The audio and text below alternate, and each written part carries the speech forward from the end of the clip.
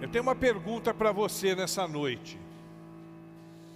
Para você que está em casa também, para você que está agora ao vivo e para aqueles que vão assistir essa mensagem depois. Você está preparado para se encontrar com o seu Criador? Essa é a pergunta que eu tenho para você. Você está preparado para se encontrar com o seu Criador? E nós queremos falar um pouco sobre isso nessa noite. Eu quero usar como base da nossa reflexão o texto de Apocalipse, capítulo 1, versículo 7. Apocalipse 1, 7 diz o seguinte: Eis que vem com as nuvens, e todo olho verá, até os mesmos que o transpassaram, e todas as tribos da terra se lamentarão sobre ele. Sim, amém.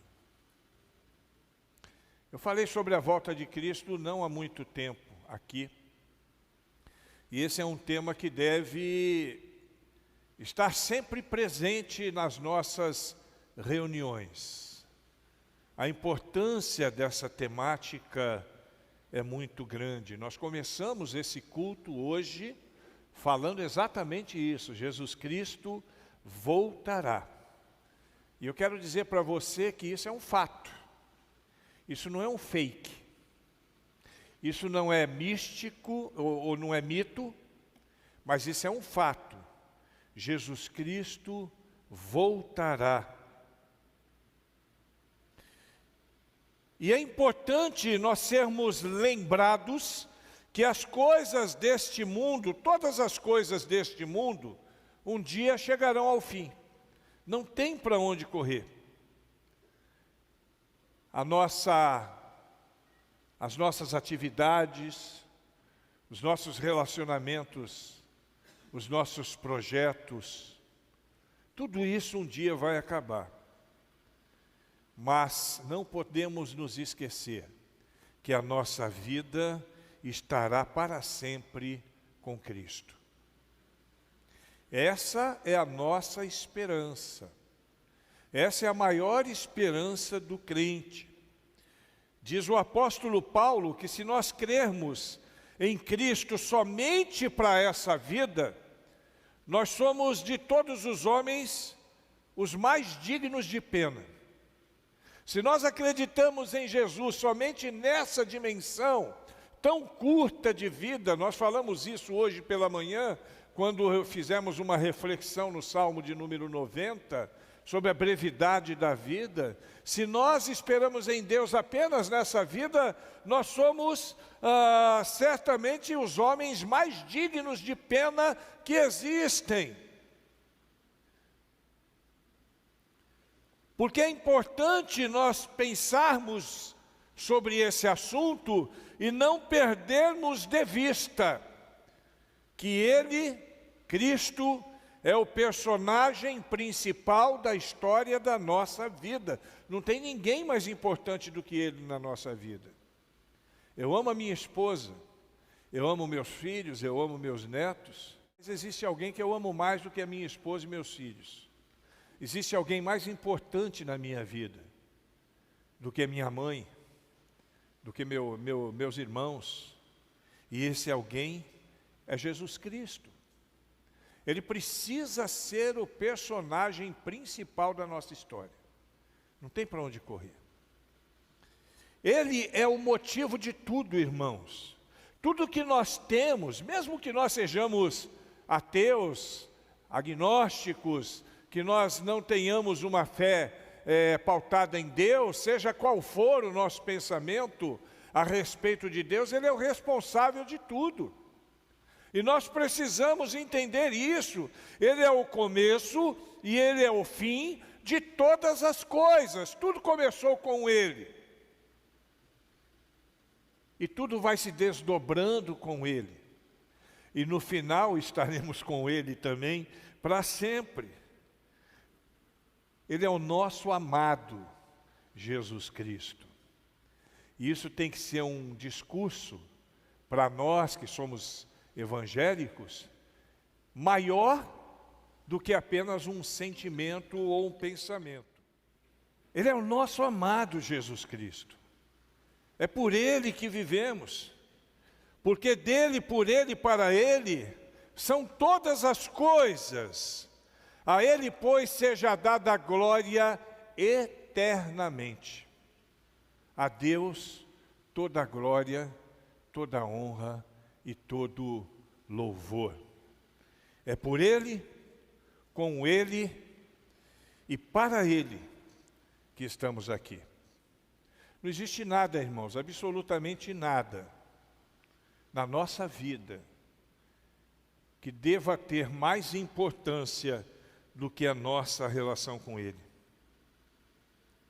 É por causa dele que nós estamos aqui, é por causa dele que nós vivemos a vida que vivemos, é por causa dele que vivemos a vida em nossa igreja, essa vida de interação, essa vida tão gostosa.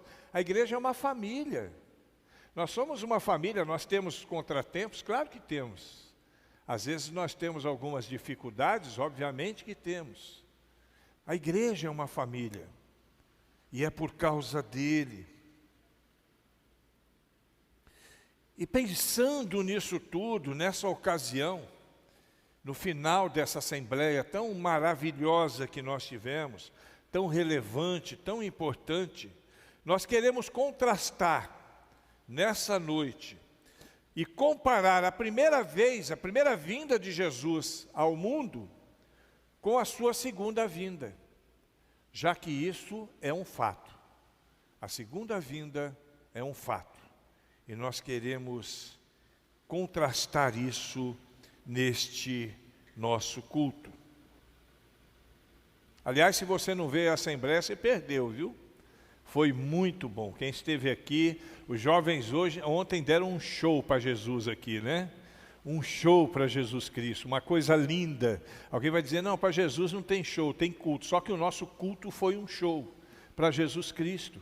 Eu sempre digo que o culto a Deus, ele tem que estar mais para um festival do que para um funeral, né? E ontem foi exatamente isso. Foi um verdadeiro festival de adoração para a glória de Deus. Na noite em que Jesus nasceu, queridos, houve muitas testemunhas. Tinha muita gente viu aquele nascimento, mas nós sabemos que tivemos mais testemunhas celestiais do que terrenas, é óbvio, né? Nem tanta gente se preocupou muito com o nascimento de Jesus, até por causa da humildade em que ele chegou a este mundo. Já na sua segunda vinda, aí vai ser diferente. Nós cremos pelas Escrituras que será impossível não perceber a volta de Jesus Cristo. A bem da verdade, a palavra de Deus diz que quando soar a trombeta, seremos todos a uma convocados para comparecer diante de Deus. E naquele dia, todos nós estaremos lá, irmãos. Aqueles que creem, aqueles que não creem, os agnósticos, os ateus, os evangélicos, os católicos, os espíritas, todos nós estaremos diante de Deus, para podermos prestar contas da nossa vida. É assim que nós pensamos. Existem outros credos, existem outras formas de pensar, mas essa é a nossa perspectiva bíblica da relação com Deus. A Bíblia diz que os mortos ressuscitarão e serão erguidos dos seus túmulos. A Bíblia também diz que os mortos que morreram na água, que morreram no fogo, eles serão restituídos e estarão todos congregando diante do Senhor, que descerá para julgar todas as coisas. Quando ele veio buscar e salvar, ele nasceu desapercebido, enfrentou muita perseguição, chegou numa condição de humildade extrema. Mas quando ele vier agora, ele virá para reinar e julgar. Os povos da terra, então, lamentarão a sua incredulidade, mas chegará, enfim, a hora do juízo para todos.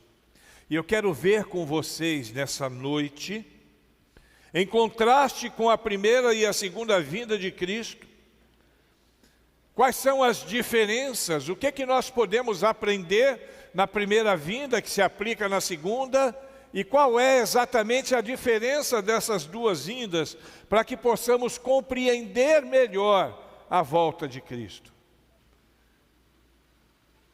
Porque é ponto pacífico, ele volta. Isso é certo, mas nós precisamos compreender melhor.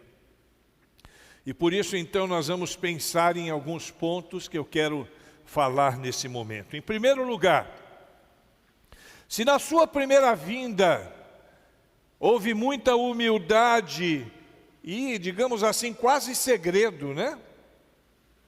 A segunda vinda será diferente. Será em grande glória e muito alarde. Completamente diferente. Um vilarejo pequenininho em Belém não tinha lugar para Cristo. A gente lê isso, né? Ele não tinha lugar nas hospedarias para que ele pudesse ser recebido. Ninguém compreendia quem estava chegando ao mundo. Tanto é que ele foi depositado numa manjedoura. Foi o lugar que acharam para ele. Ele nasceu sem nenhum cuidado maior, sem aquelas coisas que queremos para os bebês que nascem na nossa casa. Ele nasceu, cresceu, viveu em pobreza. Viveu numa situação muito, incólume. Nasceu e viveu desprezado pelos homens, como o próprio Isaías escreveu.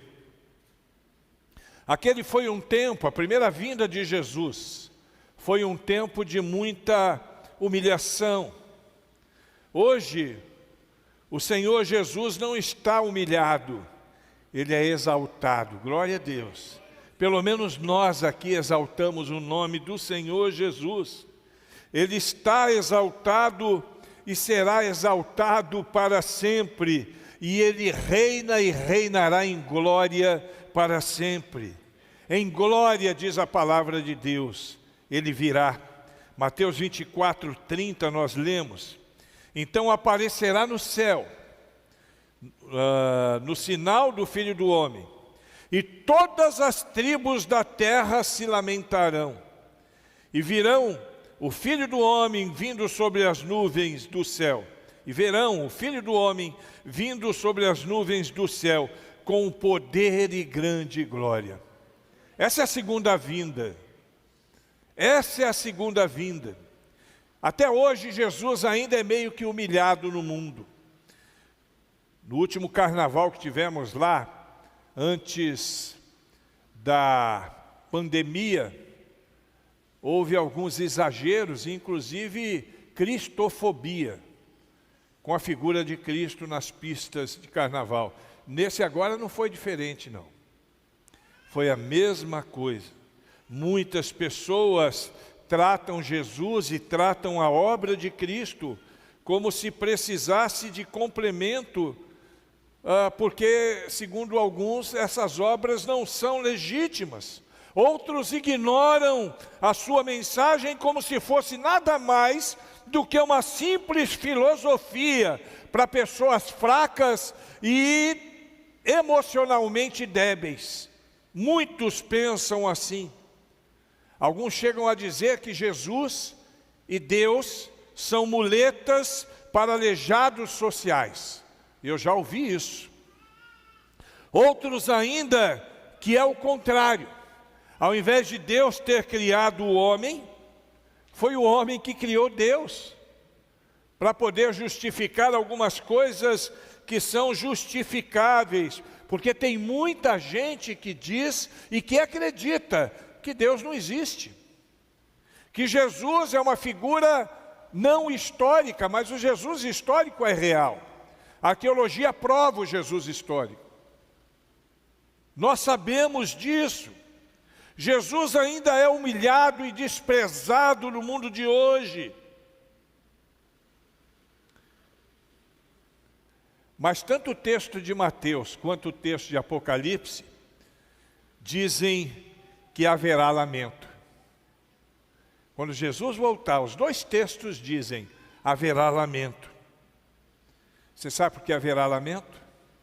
Haverá lamento porque os que desprezaram até hoje, os que os desprezam, vão perceber que Cristo é real. Cristo é verdadeiro. Agora, para os que amam a Deus, para os que esperam no Senhor, haverá uma alegria incomparável. Quem ama Jesus Cristo aí, diga amém. Para nós haverá uma alegria incomparável, porque Deus é fiel. E a palavra de Deus é verdadeira, Ele voltará. E essa é a primeira comparação que a gente faz. Primeira vinda, com muita humildade até humilhação. A segunda vinda, com poder e grande glória, para buscar os que são seus. Em segundo lugar, na primeira vinda, Jesus veio para salvar. Ele veio como nosso advogado. Jesus era o nosso autêntico advogado para defender a nossa causa diante do Pai. Porque nós tínhamos uma causa perdida diante de Deus. É o pecado. Porque ninguém pode justificar-se a si mesmo. Não existem argumentos para você justificar o pecado diante de Deus. Então Jesus veio como nosso advogado para defender a nossa causa diante do Pai. Na segunda vinda agora, Ele não vem mais como advogado. Agora Ele virá como juiz. Na segunda vinda, Jesus virá para julgar. Ele nos dá toda a condição, até hoje nos dá, porque a nossa causa ainda está em andamento. Quer dizer, a nossa não, porque para aqueles que estão em Cristo, nenhuma condenação há. Aqueles que estão em Cristo já resolveram a sua pendência com a justiça. Mas a causa ainda está em andamento. O processo ainda está em andamento. E Jesus continua sendo advogado para todos aqueles que querem, para todos aqueles que desejam submeter a sua causa a Deus e terem a convicção de que vencerão. A palavra de Deus diz que no mundo não há um justo sequer, não tem ninguém nesse mundo que possa dizer assim, eu não preciso de Jesus, eu me viro sozinho com Deus. Não existe. As obras não podem nos justificar. Fiorido, meu amigo, está me assistindo. Ele é espírita, ele é líder espírita. Existe uma controvérsia entre as nossas perspectivas religiosas. Muito embora nós tenhamos muito em comum, confesso isso. Porque no Evangelho, segundo o Espiritismo de Allan Kardec, diz que fora da caridade não há salvação. Mas para nós que somos evangélicos, nós sabemos que nada que possamos fazer vai nos garantir a salvação. Só Jesus. Porque pela graça sois salvos, e isso não vem de vós, não por obras, para que ninguém se glorie. Nós também, como eles, fazemos obras, mas tem uma diferença que é básica, uma palavrinha. Os nossos amigos, que eu amo tanto, fazem boas obras para serem salvos. Nós, os evangélicos, fazemos boas obras porque somos salvos. Essa é a nossa perspectiva religiosa. É assim que nós pensamos. E a respeito da primeira vez que Jesus veio ao mundo, existem algumas declarações na Bíblia que são muito interessantes. Em Lucas 19, versículo 10, nós lemos que o Filho do Homem veio buscar e salvar aquele que se havia perdido. O Filho do Homem.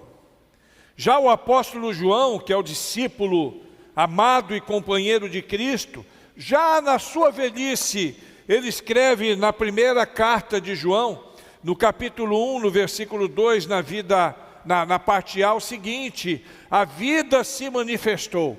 Em 1 João capítulo 3, versículo 5, ele diz: sabemos que ele se manifestou para tirar os nossos pecados e que nele não há pecado. E em 1 João capítulo 3, versículo 12, ele fecha dizendo o seguinte: por isso, o Filho de Deus se manifestou para desfazer as obras do diabo. Glória a Deus. Por isso Jesus veio. A sua primeira vinda, ele veio em humildade para poder nos salvar. Ele veio fazer aquilo que nós não poderíamos fazer. Ele veio levar sobre si na cruz os nossos pecados. Eu não tenho condições de me redimir, porque sou um pecador. Por natureza, nós somos pecadores. Mas Jesus pegou os nossos pecados e sobre o seu próprio corpo levou sobre si, oferecendo a sua vida e morte e derramando o seu sangue na cruz do Calvário. Ele veio em humilhação, ele veio em humildade para desfazer as obras do diabo. Na sua segunda vinda, porém, ele virá, mas não em humilhação, e sim em grande glória. Quando isso acontecer, terá terminado o tempo da salvação. Tem uma hora que a porta fecha. Tem uma hora que o trem fecha a porta e vai embora. E nós precisamos saber disso. Quando ele voltar novamente, terá chegado o dia do juízo. E naqueles dias, todos se apresentarão diante dele. E aí então ele salvará os salvos dos perdidos. Existe uma linha teológica que diz que ninguém vai se perder, que todas as pessoas serão salvas no final das contas, que o amor de Deus não vai permitir que ninguém deixe de ganhar a salvação. Eu gostaria que fosse assim também, mas dentro da perspectiva de Deus, da justiça de Deus, não funciona assim. Ele quer que todos sejam salvos, todos. Esse é o desejo de Deus. E é por isso que ele mandou Jesus Cristo morrer. Mas nós temos o direito, e aí você vê o que é justiça, né? Deus nos deu o direito no livre-arbítrio. Eu tenho o direito de escolher se eu quero caminhar com Deus ou não. Os nossos amigos calvinistas mais conservadores vão dizer que não é exatamente assim. Mas nós não estamos aqui para discutir teologia, essa é a nossa convicção. Nós temos o direito de escolhermos. Deus coloca diante de toda a humanidade essa oportunidade. Agora escolhem aqueles que querem. Vão caminhar com Deus aqueles que querem. E os salvos receberão a vida eterna e viverão com Deus para toda a eternidade. Enquanto diz a palavra de Deus, isso é forte, eu nem gosto de falar muito sobre isso, mas na igreja eu me sinto mais à vontade. Quando eu saio para evangelizar, eu quase não falo, porque evangelização significa pregar as boas novas. E não é boas novas dizer que alguém pode ir para o inferno, mas a palavra de Deus diz que os perdidos serão enviados para o inferno, que foi preparado para o diabo e seus anjos. É o que a Bíblia diz. E aí eu fico pensando, por que algumas pessoas deixam a salvação para depois? Mesmo sabendo disso, e olha, eu vou dizer uma coisa para você, você que está nos assistindo, você que está nos visitando, se por acaso não tem ainda uma perspectiva cristã, eu tenho certeza que você já ouviu discursos como esse mais de uma vez na sua vida. Tenho certeza absoluta. Tenho certeza. que você já ouviu que Jesus, Ele pode perdoar os nossos pecados, e que Ele perdoa os pecados de todos aqueles que se achegam a Ele. Talvez você já tenha ouvido alguém dizer assim, mas a minha avó já dizia que o Senhor Jesus está voltando, desde quando eu era bebê e até hoje nada. Alguns vão pensar dessa forma, mas a própria Bíblia é quem nos responde essa questão sobre a volta de Cristo. 2 Pedro, capítulo 3, versículo 9. Deus não retarda a sua promessa, mas Ele é longânimo. Ele tem paciência para convosco, não querendo que ninguém se perca, senão que todos venham a arrepender-se. Jesus demora, não é porque é mentira, é fake a volta de Cristo. É porque Ele deseja que todos possam se dobrar diante dEle. Esse é o desejo de Deus. O tempo que ainda passa até o dia dEle voltar é tempo de misericórdia e paciência para salvar muitos que ainda não se achegaram a Ele. Eu tenho na minha família, e quero perguntar para vocês, quem tem na família pessoas que ainda não têm um relacionamento com Cristo? Eu tenho, nós temos. E aí nós pensamos, e se Jesus voltar hoje? Biblicamente falando, o que será dele? Claro que os crentes, nós falamos, Maranata, ora vem Senhor Jesus, é a nossa expectativa. Mas cada dia que demora, é um dia a mais de oportunidade para que as pessoas que ainda não o conheceram possam ser salvas e possam viver, enfim, para a glória de Deus. Porque a segunda vinda não terá mais espaço para arrependimento. A segunda vinda é só justiça. Podemos continuar comparando? Então vamos para a terceira comparação. Em terceiro lugar, na sua primeira vinda, Jesus veio como um cordeiro. Na segunda vinda, Ele virá como um leão.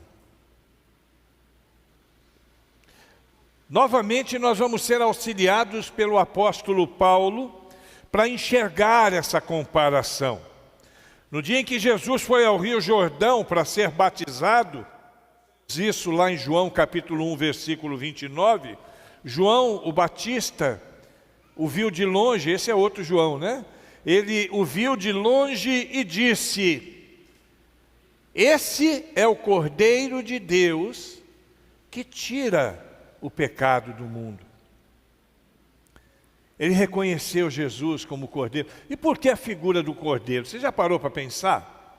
Por que não um coelho? Por que não uma pomba? Por que não outro animal, mas o Cordeiro?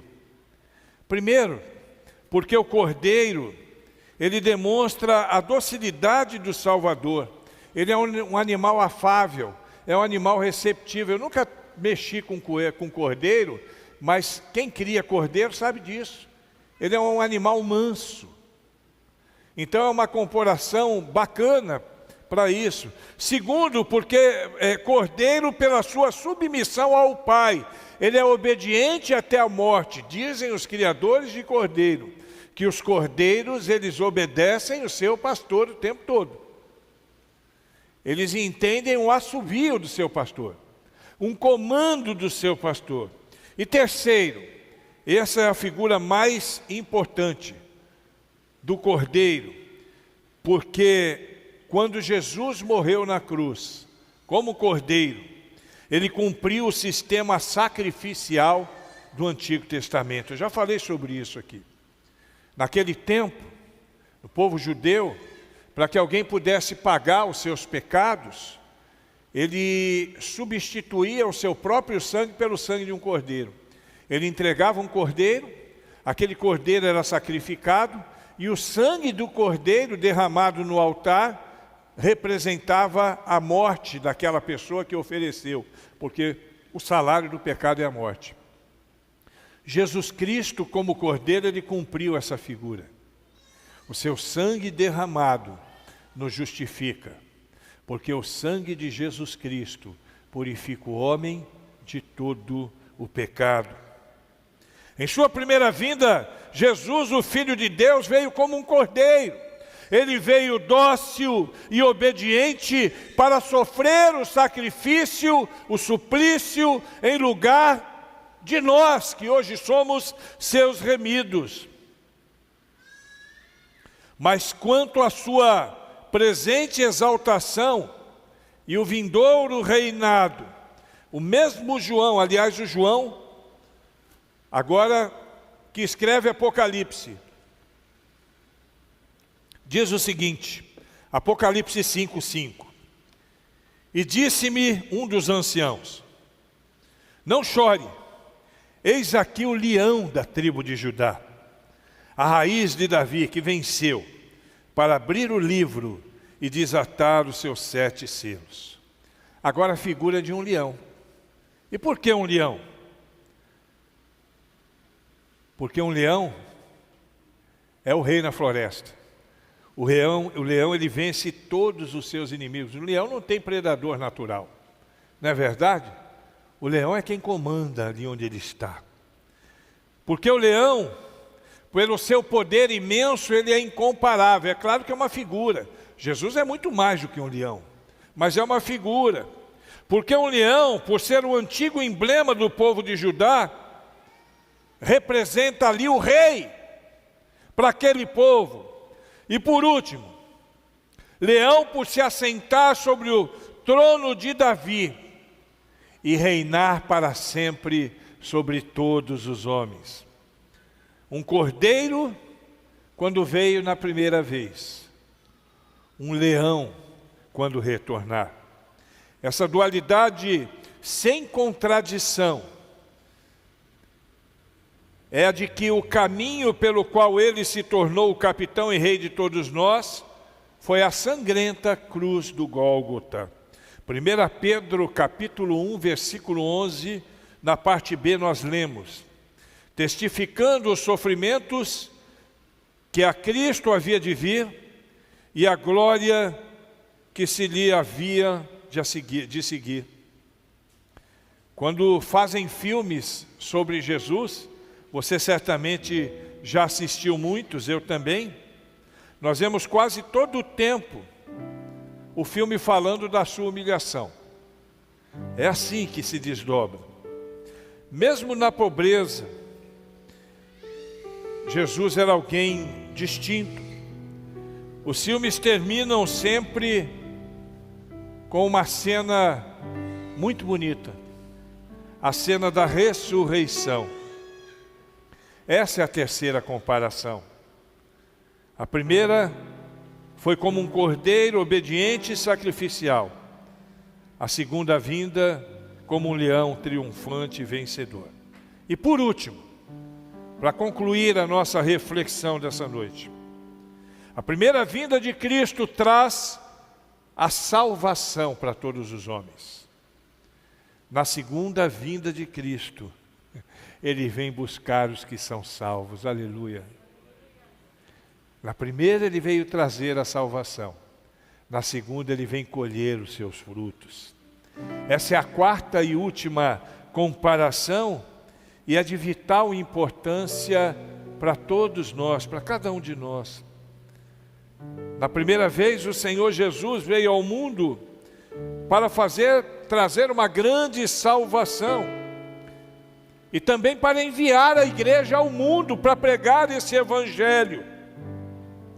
Ele chama homens e mulheres, e isso Ele faz ainda hoje, para que nós possamos pregar o evangelho de Cristo, a fim de que todos creiam que Cristo é o Salvador, e tenham e possam ter Jesus como Senhor de suas vidas, e dessa forma possam prevalecer eternamente. Talvez você ainda, é possível que alguém que está nos assistindo, ou até presente entre nós, ainda não conheça o dom da salvação, o presente da salvação. Mas hoje nós estamos aqui para continuar a cumprir essa missão de anunciar o que Ele fez por nós quando morreu e ressuscitou. Creia em Cristo, meu irmão. Renda-se a Ele como Salvador e Senhor. A segunda vinda de Cristo a este mundo será não para oferecer mais a salvação. E neste tempo, muitos que viveram duvidando dessa mensagem e desacreditando do Santo Evangelho, desejarão no dia do juízo receber a salvação que tanto rejeitaram durante a sua vida. Mas aí nesse tempo não vai ser mais possível, você sabe disso. Nesse tempo não poderá mais acontecer assim. Na segunda vinda, Ele não virá mais para oferecer a salvação, mas para buscar aqueles que já são salvos pela graça de Deus. E quando o Filho do Homem vier em sua glória, e todos os santos anjos com Ele, então se assentará no trono da sua glória. E todas as nações serão reunidas diante dele, e apartará uns dos outros, como o pastor aparta os bodes das suas ovelhas. E porá as ovelhas à sua direita, mas os bodes à esquerda. Então dirá o rei aos que estiverem à sua direita: vinde, benditos do meu Pai, possuí por herança o reino que vos está preparado desde a fundação do mundo. Então dirá também aos que estiverem à sua esquerda: apartai-vos de mim, malditos, para o fogo eterno, preparado para o diabo e seus anjos. Irão estes para o tormento eterno, mas os justos para a vida eterna. Isso é palavra de Deus, irmãos. Isso é a essência do Evangelho. É por isso que nós temos que falar sempre disso. É a essência do Evangelho. A diferença entre a primeira vinda e a segunda vinda de Cristo é muito grande. Em humilhação, na primeira vinda, em glória na segunda vinda. Para salvar, na primeira vinda, para julgar na segunda vinda. Como cordeiro, na primeira vinda, como leão na segunda vinda. Para trazer a salvação na primeira vinda, para buscar os salvos na segunda vinda. Sabendo disso, precisamos saber, e eu tenho que encerrar falando isso para você. O dia da volta de Jesus está muito próximo, mais próximo do que imaginamos. E aí a minha pergunta, para encerrar: se fosse hoje, se de repente aqui entre nós tudo se transformasse num grande lugar de julgamento, num grande tribunal, e Jesus estivesse aqui agora para nos julgar, você estaria na esquerda ou na direita de Cristo? E aí não tem nada a ver com política não, viu? Aí não tem nada a ver com política. A posição não tem nada a ver com política. Mas você estaria com Cristo para sempre, ou você estaria longe de Cristo para sempre? Presta atenção. Ainda dá tempo. Você que está em casa, ainda dá tempo para conhecê-lo como seu Salvador. Essa é a nossa convicção. Agora você precisa tomar uma decisão. O negócio aqui não é fazer proselitismo, não. Nem envolver as pessoas emocionalmente, para que depois de uma mensagem ou de uma música espiritual, ela possa tomar uma decisão de seguir a Deus. Mas isso precisa ser uma decisão racional. Emocional sim, mas racional também. Entender que você precisa viver com Deus. Entender que você precisa submeter a sua vida com Deus. Eu vou fazer uma oração agora. E se você entendeu essa mensagem, você que está em casa também, você pode fazer isso agora se desejar. Se você entendeu essa mensagem e quiser colocar a sua vida diante de Deus de uma vez por todas, eu quero que você ore comigo agora. Feche os seus olhos. Se você já é crente em Jesus Cristo, também ore. Diga para Deus: olha, Senhor, eu aqui reafirmo o meu compromisso contigo. E se você ainda não tem um compromisso com Ele, diga assim: eu quero viver para a glória do Senhor. Feche os seus olhos, eu vou orar e quero que você me acompanhe nessa oração. Ó Deus, lembrar da Tua volta para nós é motivo de júbilo e alegria. Mas entristece saber que muitas pessoas terão prejuízos infinitos com a Tua volta, se não tiverem as suas vidas ajustadas ao Teu Evangelho. Essa é a nossa convicção. É nisso que acreditamos, porque é isso que lemos na Tua Palavra. Ajuda-nos a viver para a Tua glória e o Teu louvor, ó Deus. Ajuda-nos a entender que a Tua segunda vinda será importantíssima na nossa vida. E que por conta disso, nós que aguardamos com alegria, ficaremos eternamente felizes ao Teu lado, no dia que o Senhor voltar. Continua, Senhor, sendo longânimo e misericordioso com aqueles que ainda não se dobraram a Ti.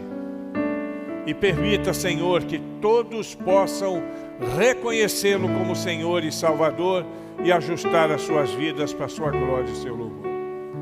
Essa é a oração que fazemos a Ti, Senhor, convictos de que o Senhor nos ouve, não porque nós merecemos, mas pela graça poderosa de Jesus Cristo, nosso Senhor e Salvador eterno. Amém. Vem, Jesus.